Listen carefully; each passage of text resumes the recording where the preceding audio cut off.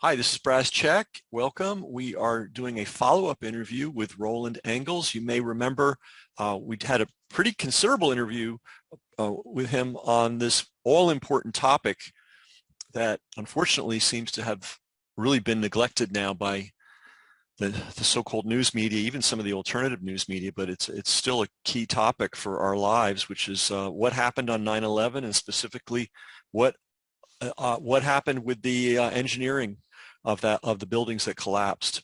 And Roland has been working on this he is the CEO of Architects and Engineers for 9/11 Truth. We will put the previous interview below so you can follow up if you missed it. But today we're going to go through it's 22. Is that right? 22 different points? That's right. So, well, first of all, welcome, Roland. Thanks for having me again, Ken. Appreciate it. Yeah.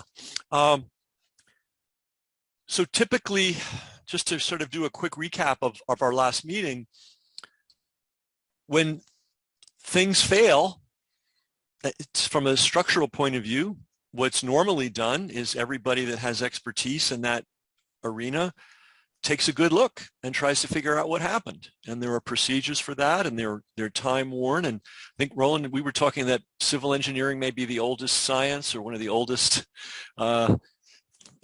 activities that civilization has been engaged in. So we're kind of talking about possibly a multi-thousand-year tradition of building big things and noticing what happens when they fail. And yet on 9/11, all these traditions and rules and laws and how things are normally handled appears to have been completely thrown out the window. And today we're following up on as many of the 22 odd decisions, to say the least, that FEMA and NIST, which is the National Institute of Standards and Technology, made in their supposed investigation of the structural collapse. Is that a fair introduction? I think it's very fair. Okay. So let's just, I probably don't need to say this to our audience, but what happened on 9/11 is still important today. We need to know the answers from many reasons. And if we just keep it to a very strict, we need to know the engineering answers, we still don't have those answers. And that's unacceptable.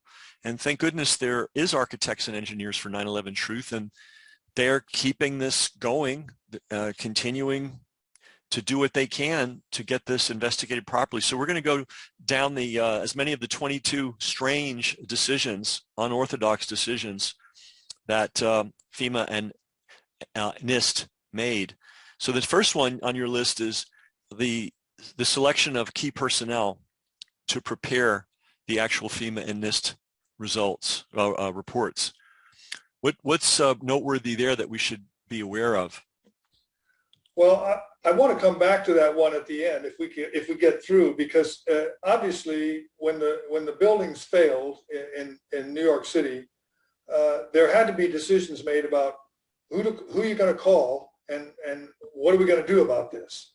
So obviously FEMA was brought in early, right away. This was an emergency. It was a disaster. This is their job to come in to situations like that. So they did, and they immediately called in the American Society of Civil Engineers and the Structural Engineering Association of New York to provide some expertise in looking at the buildings, assessing the damage, finding out where it was safe to go, where it wasn't safe to go, helping with the cleanup, and beginning to lay the groundwork for a future investigation, which was eventually given to the National Institute of Standards and Technology by Congress a year later. So they had a process that they were going through, and of course the people that run those organizations had to make decisions. You got to understand that neither FEMA nor NIST keeps a full boat of engineers and experts on board to conduct these kinds of operations. They have to call up contractors. They have to call up people, corporations and individuals and companies that are in the business of building and rebuilding any kind of a disaster site like this. So those are key decisions. You have a short list of people that you're going to call, and you know, those people that you've worked with before in the past, you have confidence in them, and that's why you call them. So somewhere in that process, there was selection made of some people within this large scope. There were a few people that were going to be in position to make key decisions. And we're going to look at those key decisions, and then we'll come back and we'll say, well, what is it about the key decisions that were made that exhibits a pattern? And we're going to see a pattern of decision making here that we're going to point out. Great, thank you. Typically, when you make a forensic investigation, you do not decide what the answer is when you start.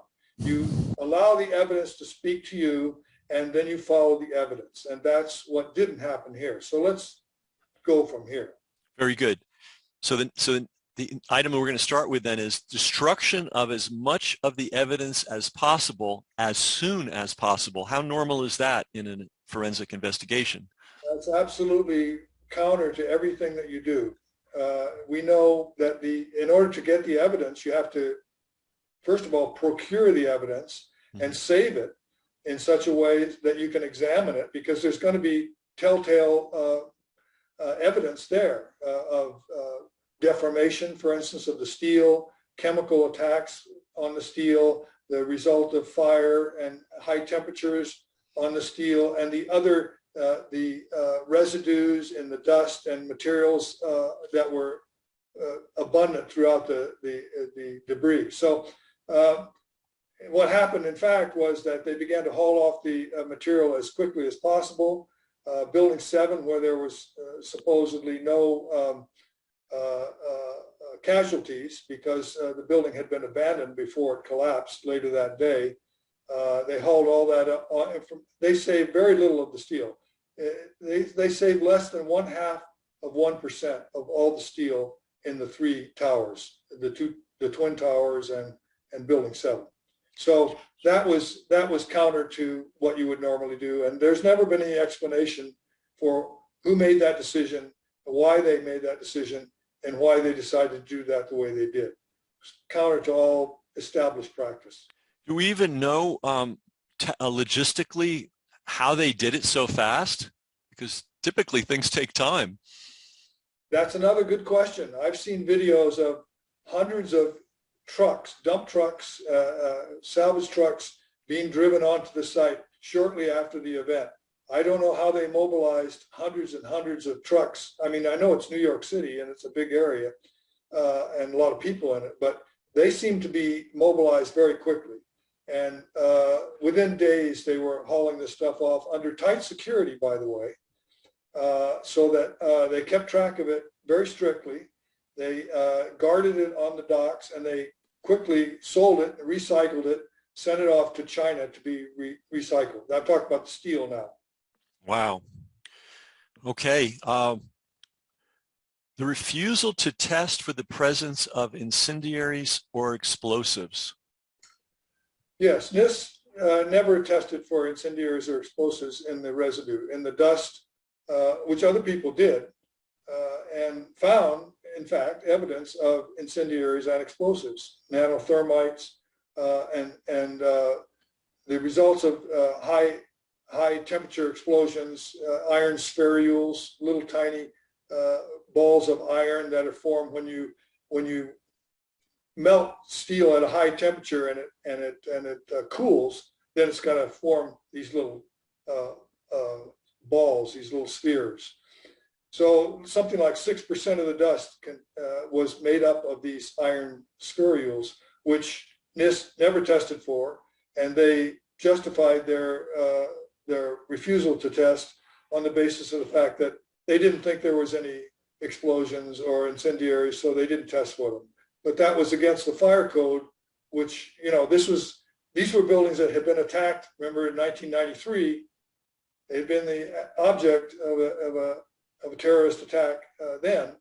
So specifically, the way these buildings came down and their prior history would have indicated that by law, they should have tested for incendiaries and explosives.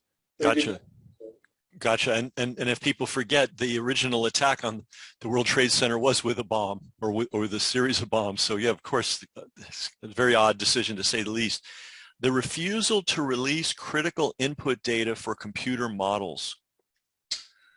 After they issued their reports, and this was structural engineers submitted freedom of information requests and asked for the computer models that the input. We knew the models that they used, but we didn't have the input data. We wanted to try to replicate their findings. This is just a matter, this is called peer review. Mm. The NIST report has never been peer reviewed.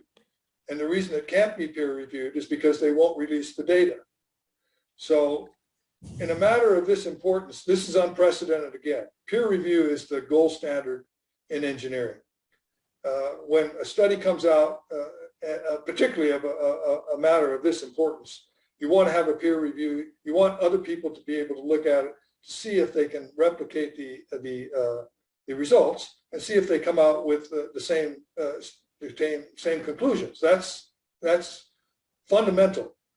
This was not done with the NIST report and has never been done because they won't release their input data. They say that it would jeopardize public safety. This is another anomaly. This is another, this is not the way things are done. I mean, to put this maybe in super simple terms, it would be as if the waiter came out and said, well, this is what you owe, and refused to show you the items and the amounts that were on the bill, and Right. just said, you can't see that, it's too dangerous, but here's our conclusion. Exactly. So this is, again, another anomaly. These are, I'm talking about all these decisions, these 22 decisions, every one of them is anomalous. They're not the way things were done. Okay, and now a fabrication of unrealistic models for fireproofing damage in towers. Fabrication of unrealistic models. Right. The airplanes that hit the two towers, NIST said that the debris from the aircraft hitting the towers tore off a lot of the fireproofing in the area of the impact.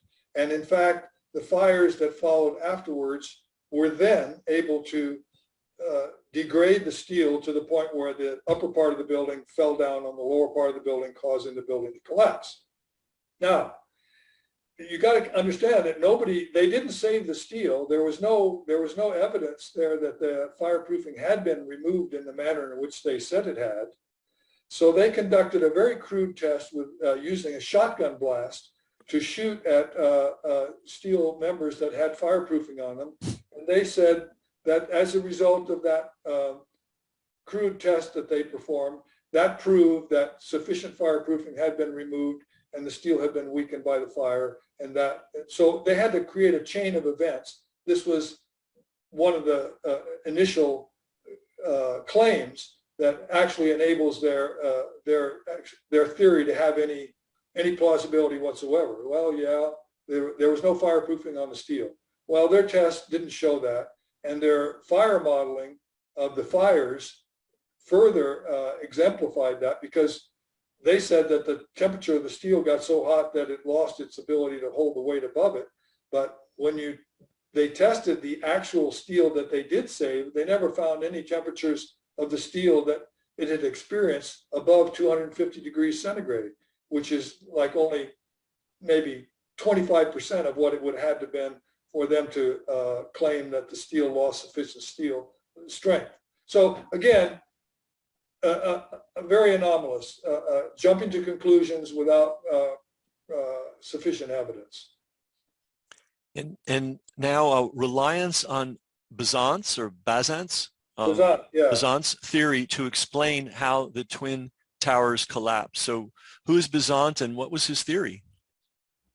Professor Zdeněk Bazant is a professor at Northwestern University. He's a civil engineer, and he has, he's a longtime contributor to ASCE journals. 2 days after the event, he submitted a paper to the Journal of Engineering Mechanics, which is an ASCE publication, one of their primary publications, which purported to explain, gave a theory for why the buildings came down.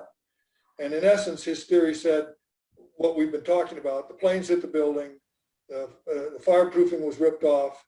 The fires from the fuel and the office furnishings weakened steel. The top of the building fell on the lower part of the building and drove it all the way down to the ground, and then destroyed itself when it hit the ground. So that's the theory. That's the official narrative. That's the official story for how the towers came down that day, the Twin Towers. So when NIST did their report, they only talked about collapse initiation. They only talked about the impact, the fireproof removal, the weakening of the steel, and then what they call collapse initiation, which is the top of the building falling on the lower part of the building. They never talked about how that impact would have caused the lower part of the building to fail. Remember, the lower part of the building was not damaged by the impact or the fire. And how is it that the impact of this relatively minor part of the building on the top of the building caused the entire structure below it to collapse? NIST never examined that. They simply said, well, we can see that the building collapsed, and we have a theory here from Professor Bazant to explain it, and that's all we're going to do. And again, we're not going to release all the information that we had for our studies to have anybody replicate this or peer review it. So they just relied on his theory. Wow. So ignore high temperatures that could not have been due to burning jet fuel or office fires. Yeah, it was well recorded after the event that for months afterward, there were pools of molten steel in the basement of the Twin Towers and Building 7. There's nothing that occurred that day, according to the official narrative, that could have caused those high temperatures.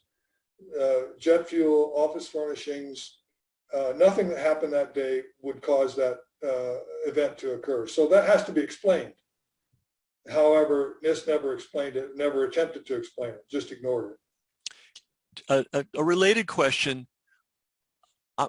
maybe you can explain, is there a known phenomenon whereby metal can get so hot that it remains molten for days? Or how long did this metal remain molten? For weeks, some of it?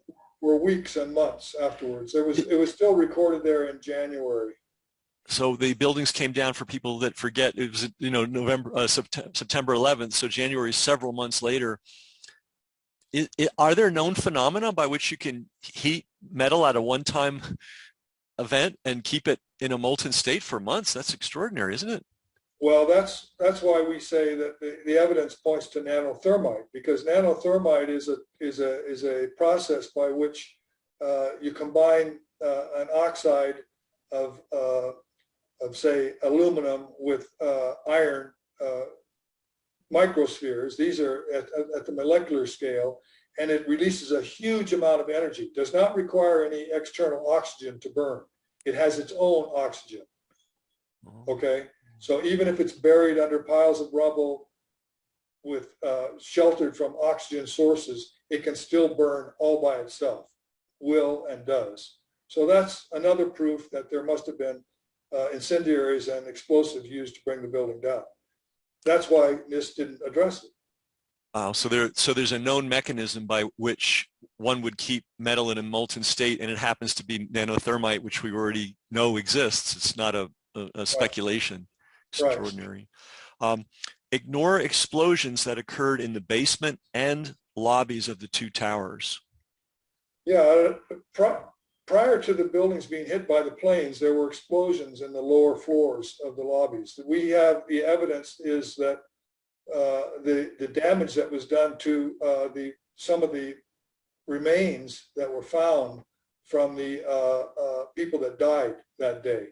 The most notable example is that of a young man by the name of Bobby McIlvaine. The autopsy showed that he died. He was in the lobby of the North Tower. And the autopsy showed that he had been killed by high velocity shrapnel that entered his body. He was not crushed because the building fell on him. He was killed by an explosive and shrapnel from that explosive. And that's what the autopsy clearly showed. And there were many, many reports by people that exited the building before it fell down, that the lobby and everything in it had been shattered. And there's the case of William Rodriguez, the custodian in that building, who testified that there had been explosions in the basement before the planes hit, and people were, severely injured by those and killed by those explosions. So that evidence was completely suppressed. Wow. And then another class of evidence they ignored was the fact that the core columns in the towers failed first. Right. Now, you got to remember that the towers were composed of a series of, I think, 47 core columns in a rectangular shape in the center of the building. And on the perimeter, you had more columns around the outside. And then you strung the floors in between the core columns and the perimeter columns. And that gave you a lot of wide open space. And this was a feature of the building that was widely hailed as a breakthrough. And it was very strong. The perimeter columns were 5 times stronger than they needed to be to hold the gravity load.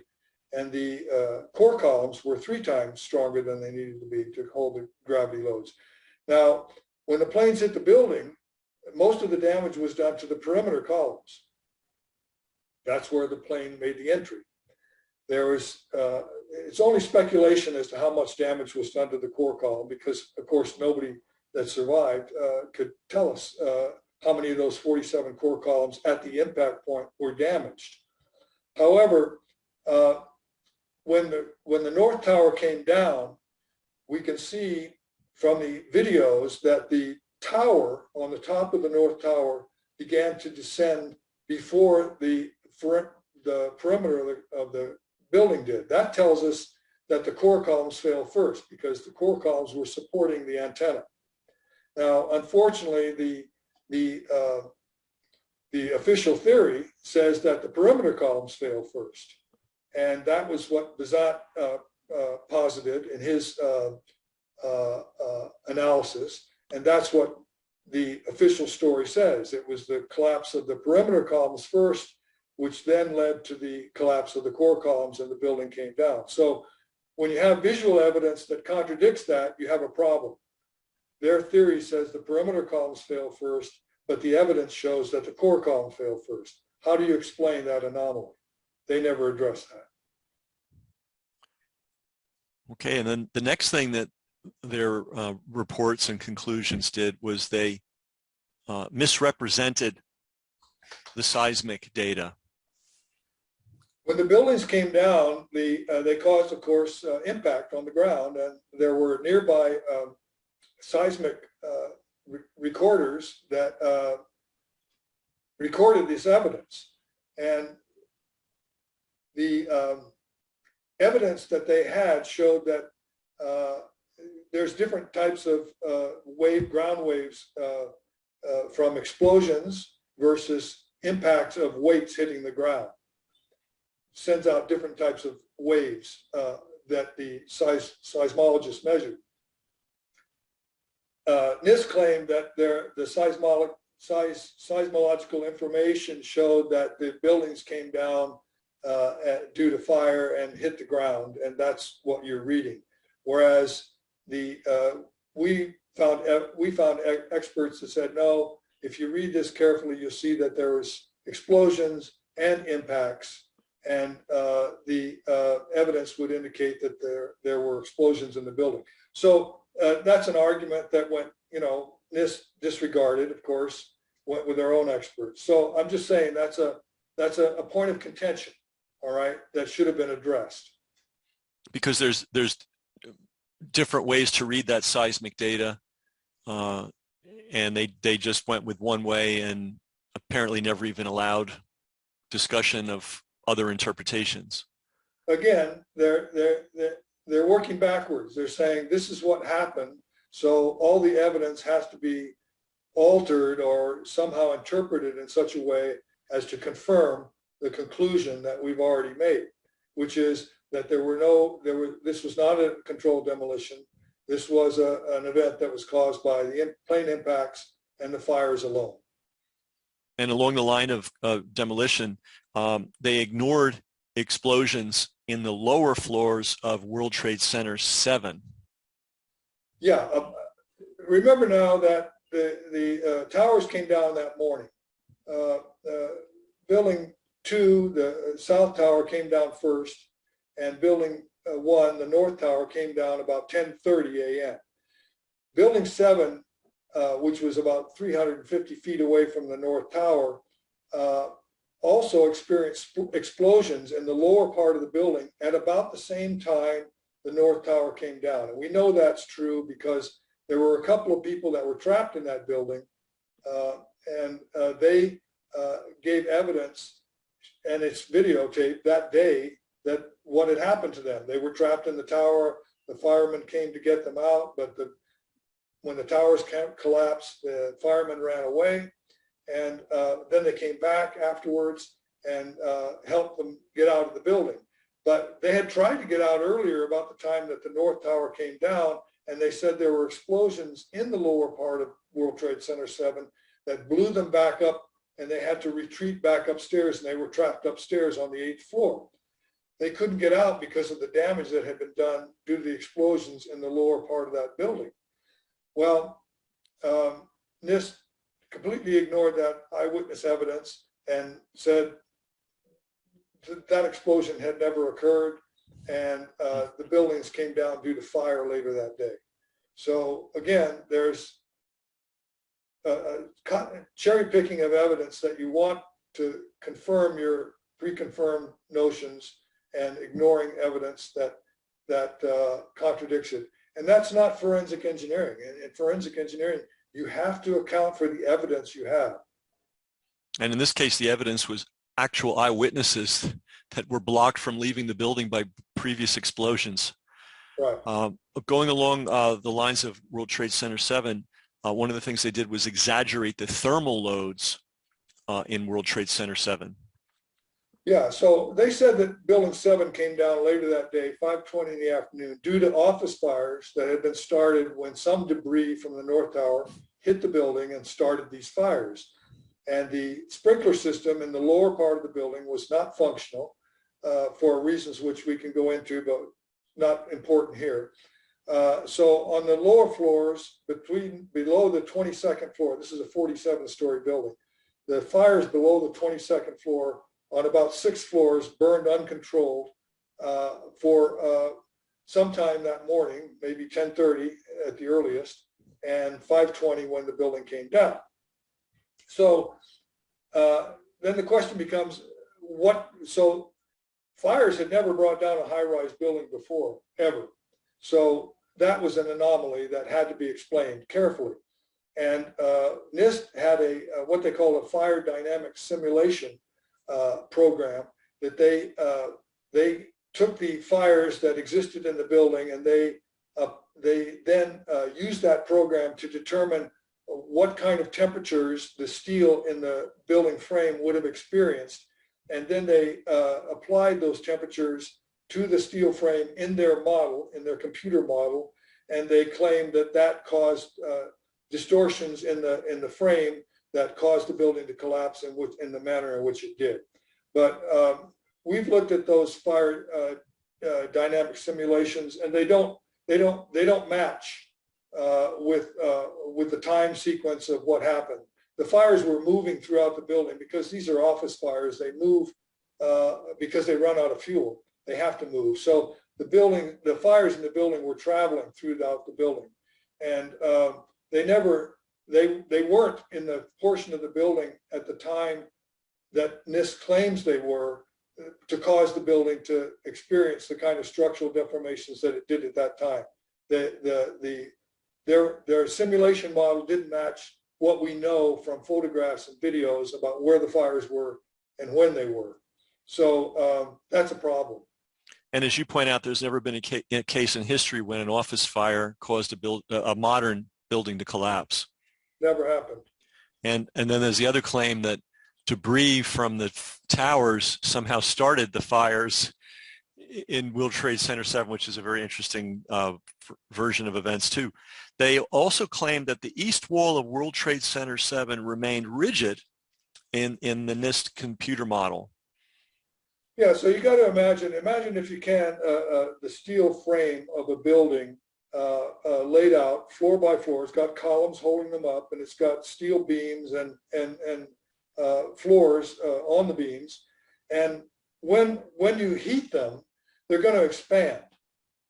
In other words, there's going to be some point in the floor. Let's take the 13th floor, which is the floor they said that failed first. If you heat up the 13th floor steel frame, it's going to expand. It's going to expand from some point in the middle that remains constant.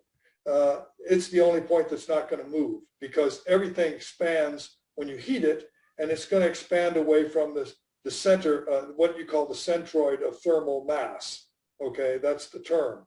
So in contradiction to that, in the NIST model, they claim that the east wall of the building remains constant and pushed everything to the west. But that's what they needed in order to get their model to work, as we'll explain in a minute. So the point is that that's an anomaly. You can't, their conclusion that the east wall of the building somehow remained rigid as if it wasn't going to expand when it was heated is not consistent with physical reality. So that's a problem. But as we'll see, they needed that to happen in order to make their theory of how the building collapsed work. And another thing they did was they left the shear studs off of girder A 2001 in the NIST computer model. Yeah, let's just recap what they said happened. They said the fires heated the floors expanded. There's some beams in the northeast corner of the building that pushed a girder off of its connection at a critical column, which they column 79. And when that floor fell, it impacted the floors below and caused a cascade of floors all the way down to the 5th floor. So now in the northeast corner of the building, between the 14th floor and the 5th floor, you have no connections to that column. So the column then is long and skinny with a big load on it, and it buckles. And that causes the columns adjacent to it to buckle, which then spreads throughout the building and causes the building to collapse uniformly into its own footprint in about 7 seconds. This is an extraordinary claim. And the only way that they could get that scenario to seem to be reasonable is to say that when you heated these beams up to 600 degrees centigrade, remember that there was never any evidence that there was any temperatures more than 250 degrees centigrade, but in their fire model, they heated the beam up to 600 degrees, caused it to expand enough by holding it rigid on one end, so it pushed the other end against the girder and caused the girder to fall off its seat, and that's their initiating event. Gotcha. Okay. So that's an unreasonable scenario for a couple of reasons already. You can't hold the east end of the buildings rigid, and you can't heat the beam to 600 degrees. And then there's other things that they did, which we're going to talk about next. Sure. The shear studs are mounted on top of the girder to make it act in concert with the concrete floor. You want the thing to act as a whole. But NIST said that there were no shear studs on the girder, therefore the beams could push the girder off of its seat. Well, that's not true. The drawings show that there were shear studs on the girder, and they were installed per the drawings. And so that wouldn't have happened either. That's another anomaly that they throw in there to make it appear as if their model is going to work. So many of these items that we're talking about now are specifically about World Trade Center 7. And this is all about Building 7 now. Yeah, and to reiterate, the problem is there's never been a building of a modern construction that collapsed due to fire, and we don't even have the excuse that it was hit by a jet aircraft and sprayed with flammable jet fuel. We just have some office fires. So it seems to me they're quite desperate to explain the absolutely inexplicable. And it looks like a lot of these items have to do with specific technical points where seems like they're just making things up from whole cloth. Yeah, I mean, there's no, we confronted them on these items, and Well, we'll get down to that later, but the point is that they refuse to talk about this, essentially. They have no excuse for leaving the shear studs off. They And have, so I'm going to go through some of these other items because they're related, I believe. So they yep, ignored the existence of side plates on column 79. They omitted the stiffener plates on girder A 2001. They fabricated the collapse of the northeast corner of World Trade Center 7. And by fabricate, we mean made up. yeah, right. They fabricate, it's a polite way to say it, I guess. They fabricated the buckling of column 79 in their NIST model.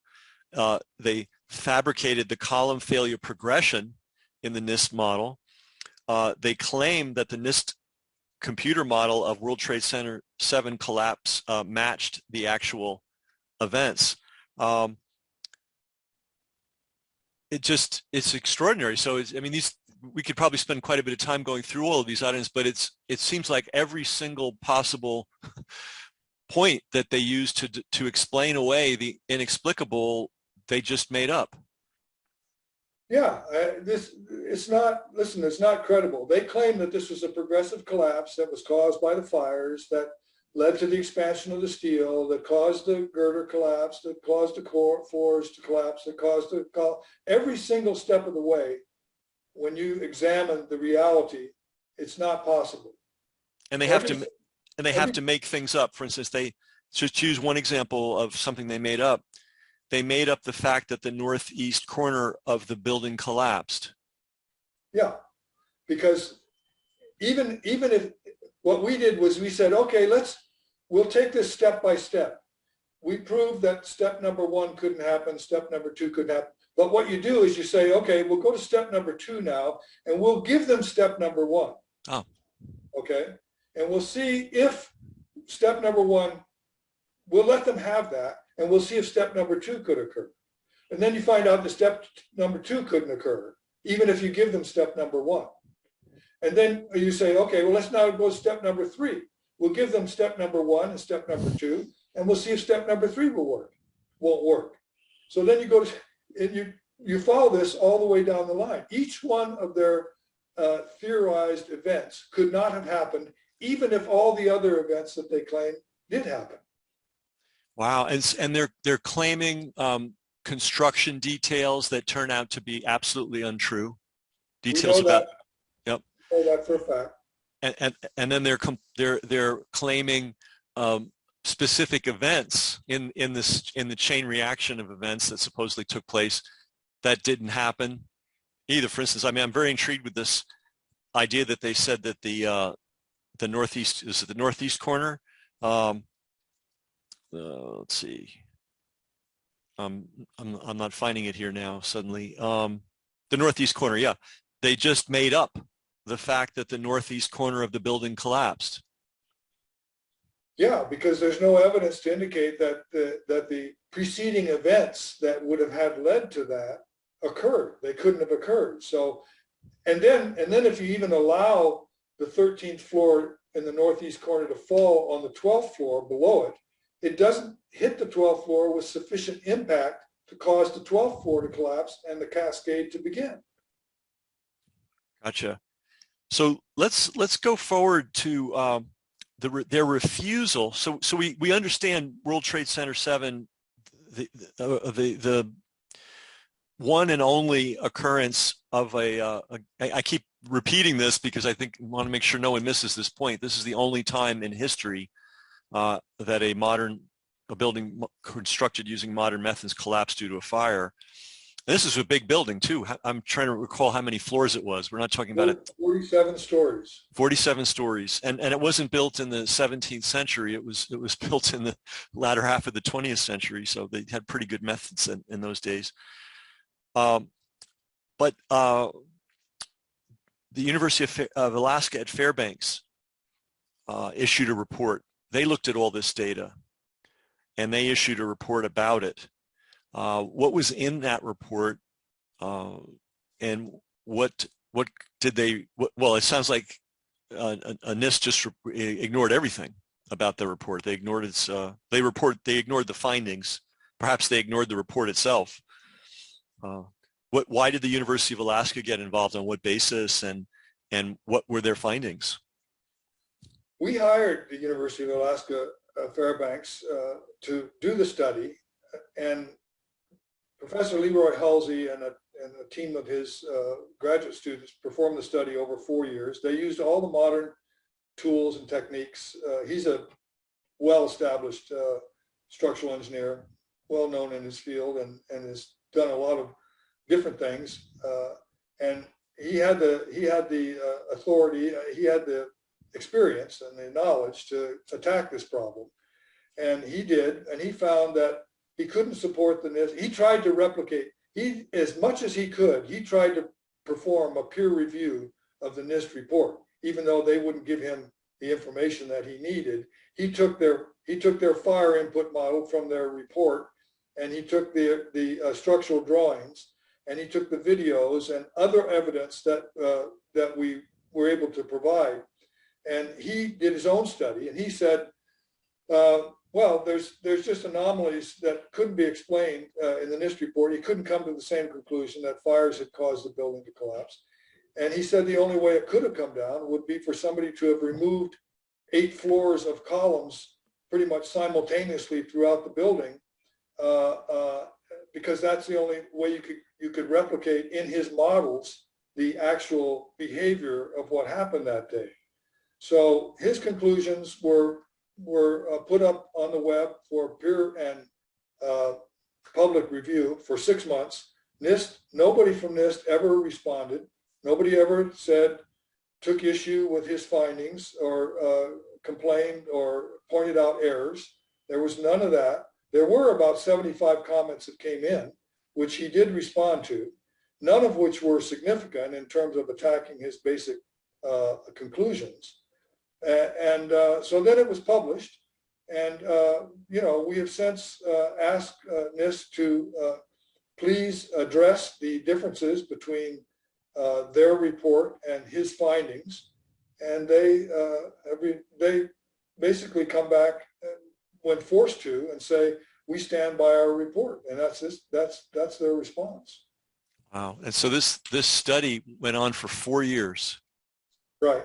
So this is not a casual or trivial undertaking. And I want to point out that were it not for Architects and Engineers for 9/11 Truth, this study would not have even been done. And I imagine a study that took 4 years to carry out wasn't an inexpensive undertaking. No, it cost us about $325,000 paid to the University of Alaska. And, the NIST study, they claimed it cost $16 million. Their report on Twin Towers was about 10,000 pages long. And on their report on Building 7 was about 1,000 pages long. Professor Halsey's report, in contrast, was about 115 pages long. We think that one tactic that NIST used was to just bury you with information, and then they created a huge haystack, and you have to kind of pick through it and find the needles. Didn't need to be that long. So when you support Architects and Engineers for 9/11 Truth, this is just one of the many undertakings that they've been involved with over the last. I'm not sure when you were founded, but it's in excess of a decade, I know. 2006. 2006. So this is, when you support this organization, this is the kind of work they're doing, hiring first-class structural engineers at recognized universities to undertake multi-year studies of the engineering issues. And thankfully, we have that document. NIST and other elements of the government may choose to ignore it, but the study was done. It was published. It exists. I imagine people who want to read it can have access to it. And this is thanks to the work of Architects, Engineers, and Engineers for 9/11 Truth. So another item here is they just refuse to respond competently to the request for correction. So you ask them to say, okay, if there's a problem with this University of Alaska study, let us know. Yeah, we pointed out the differences between the findings of their report and the University of Alaska report, and we submitted. There's a legal process that you can go through. You know, federal government agencies are required by law to submit truthful and accurate information to the public. So there's a process called request for correction. If you find a problem with their reports or their information that they're publishing, you can file a request for them to correct it. And they have to by law respond to you. So they took as much time as they could, 6 months I think it was, before they responded. And then they just came back and reiterated their original information and completely just didn't address the information that we had submitted that pointed out that their information couldn't possibly be true. So once they did that, we appealed it. They turned it down again. Now we've taken them into court, and we're going to present this evidence in front of a court, and we're going to say, here's our evidence that their evidence is wrong, and it will ask the court to force them to respond to the scientific information that we have submitted. This is not just a matter of opinion. This is a matter of known science. So this is another example of an initiative by Architects and Engineers for 9/11 Truth, not only getting the structural engineering analysis to be done, but then compelling or attempting to compel. We'll see how the courts rule, but it got to the point where they're so on the NIST and the government is so unwilling to behave in a normal traditional manner, which is somebody challenges your science, you respond, and apparently there's a legal requirement for them to do so. They're so unwilling to do that Architects and Engineers for 9/11 Truth has had to engage an attorney or law firm to bring this to court to get the government to do its basic job. Yeah, I mean, as you can see, we have a project. It's called Project Due Diligence. Right? You know the phrase, due diligence. You meet your responsibilities in a professional field by doing everything that you can to present an accurate and truthful account to the public as to what this particular event is all about. We are pursuing our due diligence. That is our professional responsibility. We've got more than 3,500 architects and engineers that are backing us. And we've got the support of the general public. We're a nonprofit. We exist entirely upon donations from people. We don't get any grants from the government. We have no huge donors that tell us what to do. We are free to pursue our due diligence, which is what we are doing. It's our professional responsibility. We actually have a legal requirement to do that when we get licensed by the various states. It's a contract. Contract is they give us a license, and our end of that is we tell the truth. And you know, we rely on this system for the safety of our buildings, for the safety of our bridges, for the safety of our roadways, our levees, our water systems. I mean, all the things that human life depends on. We rely on the integrity of engineers. Here we have a major breach on the part of NIST, which is the National Institute of Standards and Technology, in just carrying out basic forensic evaluation of you know, this was not a trivial event. This was probably the biggest event of the last 22 years. What's the URL for Architects and Engineers for 9/11 Truth? It's ae911truth.org. Great. So that's ae911truth.org. And I want to urge everybody, you know, every little bit helps. If you're able to do a lot, but every little bit helps. And you can see the kind of work that's being done by Architects and Engineers for 9/11 Truth. You can see what they're fighting against, what they have to go up against. And this is certainly an issue related to 9/11. It's related to our integrity as a country. but we're also looking at the integrity of science and engineering here. We've got to defend these pillars of our civilization, and they're fighting the good fight for us. So I want to encourage everybody, if you have a few extra dollars, or maybe you have a lot of extra dollars, this is clearly a group worth supporting. They need this help. You can't go to court for free, as anybody that's ever been in court knows. And you certainly can't hire engineers to do analysis for free. It's an expensive process. They've done it economically, they've done it intelligently, but it still takes money. And you mentioned how many members you have in the profession? Well, we have more than 3,500 that have signed our petition. And a lot of those people are also donating their time to do presentations across the country to engineering organizations. And they've done research. These are people that have, acquired documents, looked through them, pointed out problems with them. And we have a staff that we pay, a full-time staff, a great staff that does all kinds of technical things for us that enable us to accomplish what we've done. And we've produced several movies. One, Experts Speak Out, which we produced in 2009. Had, I think, about 40 architects and engineers laying out the evidence in detail that we've just covered here in this broadcast. And we produced a movie called Seven, which is strictly about Building 7, talks about the UAF report, interviews Dr. Halsey and some other engineers. And then we produced one for the 20th anniversary called The Unspeakable, which focuses on the families that lost loved ones that day and their fight to get recognition for what really happened. And so we support them in that effort. And we file lawsuits. We